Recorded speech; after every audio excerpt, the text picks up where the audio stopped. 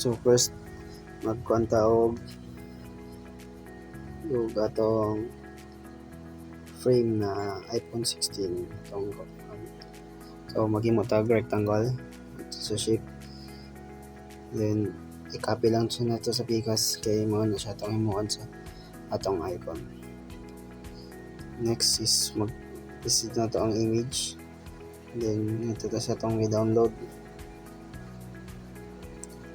So mo na to itong i-download katong 3 lines, then marita sa katong 4 dots was this i-fit na to siya para matarong. I-adjust lang siya na to gamay so para matarong siya at di siya kalatanawon.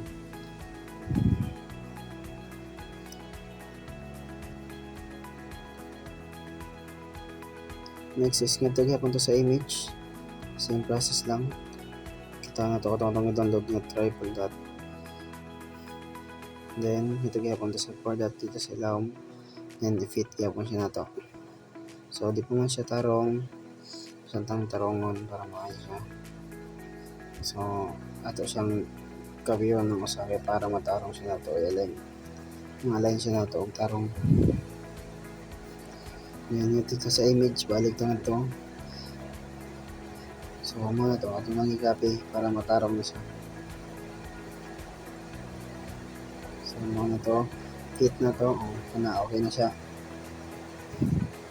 Then ito sa text, so magkuha na tag rectangle, gimo, then matang na to good morning Lawrence. So kamo na bahala kung sa inyong butang. So ako kaganahan kong butang og kanya na, so mura na akong butang. Ito sa size niya atong pulihan og 35, so goods naman na siya na size 35. Yung nato lasang edges gamay para matarong siya.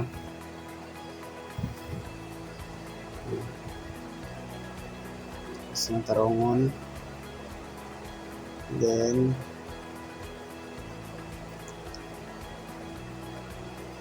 muari ta sa August nato ta sa align middle, nato siyang align. So ngara na sa line height niya magpatang tag 42, so susigid na siyang line height. Nato siyang isog, tarong na siya nato gamay para mga dadas sa stops ito nga. Yan nato siyang ganawon, okay na ba? So next is maghimo na tago sa rectangle para butangan sa atong mga icons. Ito niya. So ito siyang tarongon, sentro na to siya sa tunga para di lain tanawon. Kana goods na siya. Tarongon lang na to kadiyo. Okay na, sentro na siya. Ngayon ito click na po na ito sa shape. So mag-create na po tayo gamay na rectangle para butangan sa atong icon niya. So butang ito sa image sa katong i-download na ito kanina. So ano lang kung nakuha ang i-download. Then mo na ito ka na ang student grades. So ito siyang tarungan na rito sa 4 dots. Yan, fit. Okay na. Ito na siyang irog para matarong na siya. Then yan dito sa text, then maputang na tago sa labo rectangle para putangan sa pangan. Yan.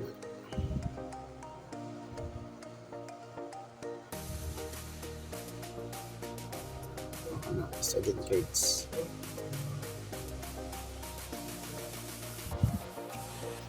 So ito na yung edges gamay itong pagamihan na text para matarong. So itong ibutang o 20.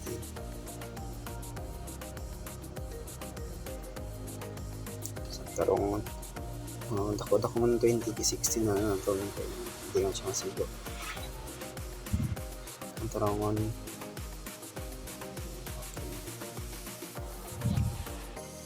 Okay na. Then natula siya may copy gusa para butang na sa atong usa ka icon.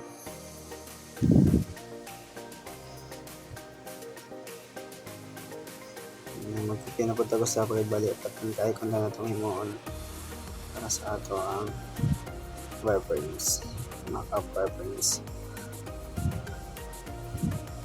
Copy na tago sa lihapon.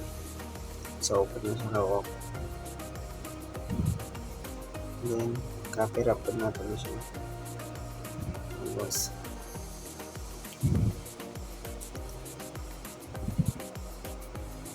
na-upload ang mga SWOT code para butangan sa SWOT copy rapod para pag-edit nila ang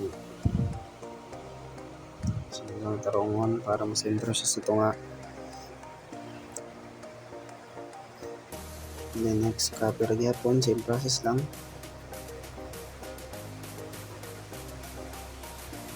Wala siyang may sentro para di makatanawon. Copy lang gyapon na siya nato. Then ang katong rectangle pag ngikitlangan sa atong SWOT ato ra siya copy sa ubos. So copy lang gyapon mo siya to.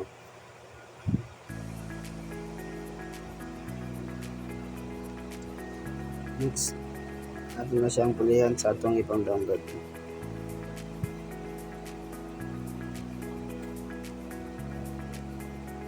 So rito sa susunod. So muna na siya itong butang. So next is baliwan na siya na ito o lessons. So muna siya lessons na siya lahat. Then ato lang siyang i-fit para sa ganihan.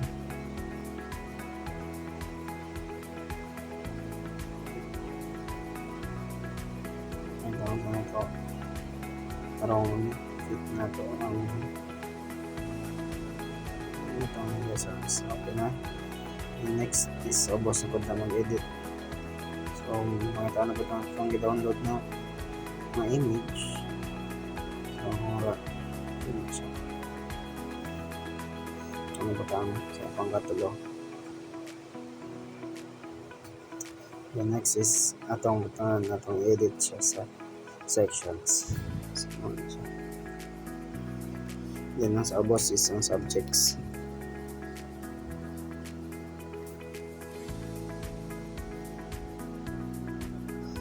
So ato na siyang i-fit gyapon para sa ganiya. Fit na ito para matarong siya. Sa pala ito pong i-fit. So okay na siya.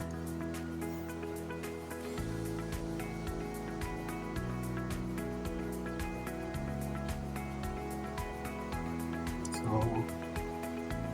next is i-mix na ito siya 30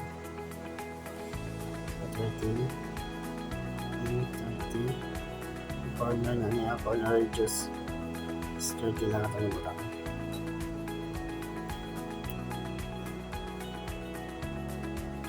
So ito sa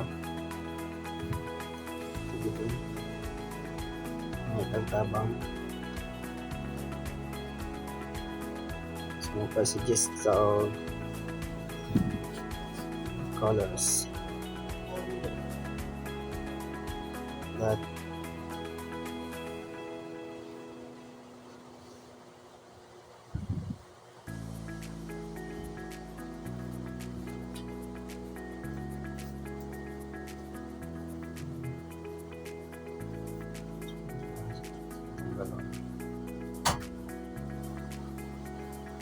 colors that it's more open.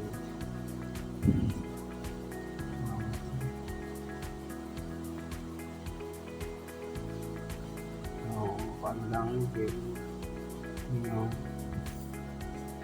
color codes that they can use in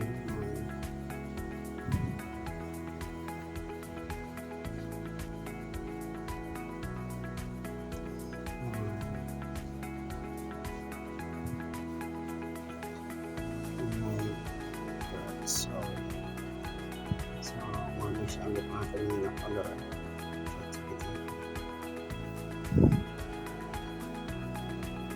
So, ito na siya. Copy ito sa itong Figma. So, then, ito sa color. Normal na siya. Next is kining golden yellow. Ito ko siya copy. Same process lang. Sa color. Copy lang na ito. So, balik ko pa ito. Same process lang yapon. Ito lang copy.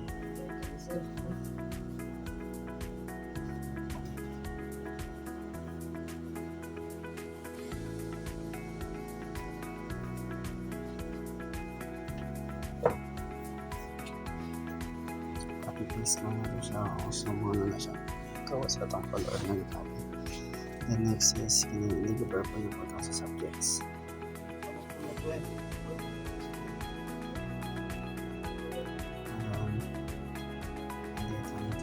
Color. So, kung nagyabon na ito siya, hindi copy paste. Nagyabon na ito para matarong. So, ito hindi pa yan ano mga suwat niya para matarong kita ang klaro.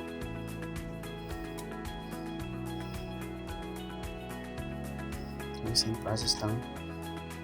Wait. Butang sa itong suwat. Which is ang student grades, lessons, subjects, sections. So, okay naman siya.